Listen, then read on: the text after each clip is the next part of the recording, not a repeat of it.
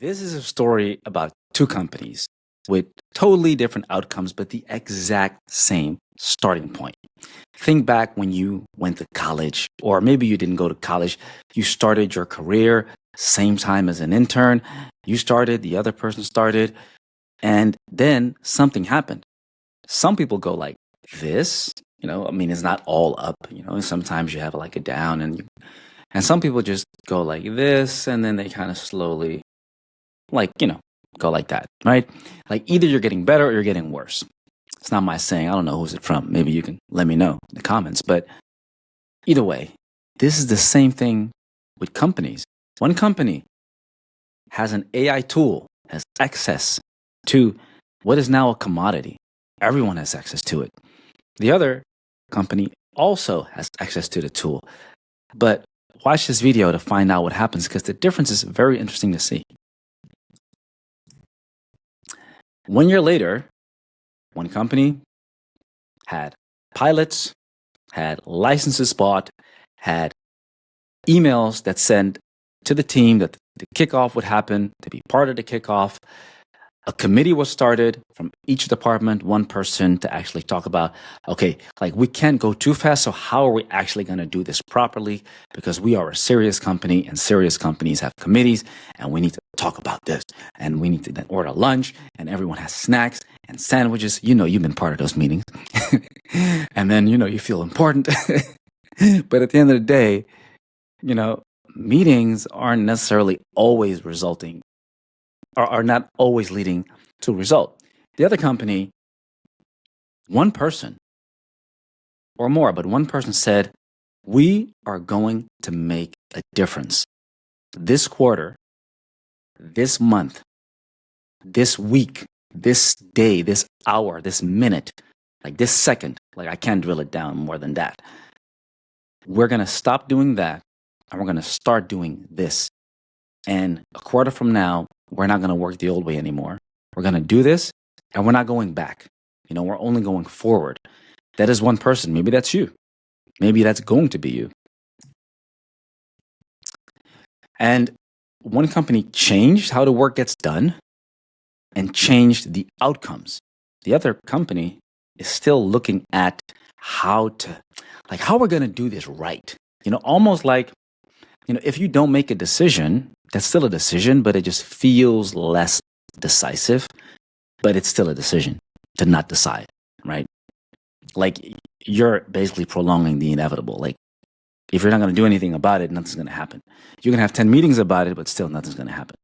But it looks like you're productive. So it might answer the board. It might answer investors. So that, I guess that's what it's good for. And the thing is, this is as good as like almost like an experiment in modern business that you can take. Because look, you can go to cloud.ai or you can go to Cloud Console. You can create your agents. There are other tools as well. But I mean, Torque, we work with cloud because I believe it's a golden standard. And obviously, I'm not the only one who believes that. But whether it's Google or OpenAI, it's a commodity, right? The tool you can buy, it's never been the tool. This reminds me a little bit of like sports, like a basketball, right? If you give most people a basketball, the return on investment is probably negative besides the fun that you have with it. But financially, it's probably negative. Like I didn't make any money playing basketball. Maybe you didn't. But if you give that same ball to a Caitlin Clark or an Allen Iverson, or a LeBron James, Penny Hardaway, whatever, then all of a sudden, that basketball has a crazy return on investment. And I'm not saying it's not circumstances or height or talent, but that basketball on its own, that's just, it's the same for everyone. And we all have access. We all, the rim's the same height, court's the same size. Like, we have the same challenges, basically. And one company takes off and the other one doesn't. And that's because of this. You make a decision. And it's actually surprising to me. But, there must be some psychology behind it that super smart people aren't seeing it because they're so smart that they're able to still solve and even really thrive currently without fully leveraging the power of AI.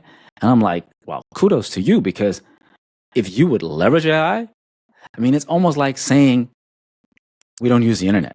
And I know it sounds crazy, but when the internet came out, there were companies that said we are not going to use it because we believe it's not ethical. You know, you need to open an encyclopedia and do the research, and you can't just type in Google and find the answers. That's not ethical.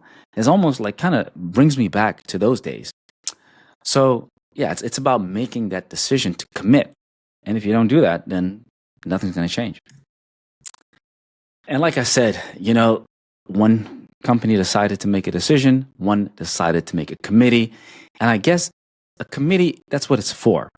And they shared a load. Like imagine you have 6 departments, marketing, sales, product development, you have legal, you have people and culture, you have operations, and you might have a few more departments. Let's say you have 9 or 10 departments, and one person of each is part of that committee. And every last Friday of the month, you have 3 hours to talk about the progress, and you all have deliverables. But I mean, you see each other once a month, so it's not heavy deliverables. And the months go by and nothing happens besides some meetings and some nice sandwiches. A meeting cannot own the outcome, nor do they want to own the outcome. I don't want to insult anyone, but you don't want to own that outcome because it's spread across many, many people. And I mean, we're all doing this on our, free time on a Friday and just trying to, help the company forward. But actually, that other company, boom, has decided to move forward, and they are. And the tool was never the variable, right? It's always been you, the leader that decides, this is an opportunity. And just because not everyone's jumping on it, yeah, it is a little bit of a hype, but not everyone is taking it to a level of, okay, we're actually going to change a few things, not the whole revolutionize the entire company thing, just 3 things. We're going to change 1, 2, 3, X, Y, and Z. That's what we're going to change. And slowly but surely, that change is going to show up in the bottom line because that's where you want it to show up. If you're still with me in the end of the video, thanks for sticking through. My name is Rich Loen. I'm the founder of Torque, seed writer on my shirt. We help marketing and sales teams do more with AI. Thanks for watching. See you in the next one. Bye-bye.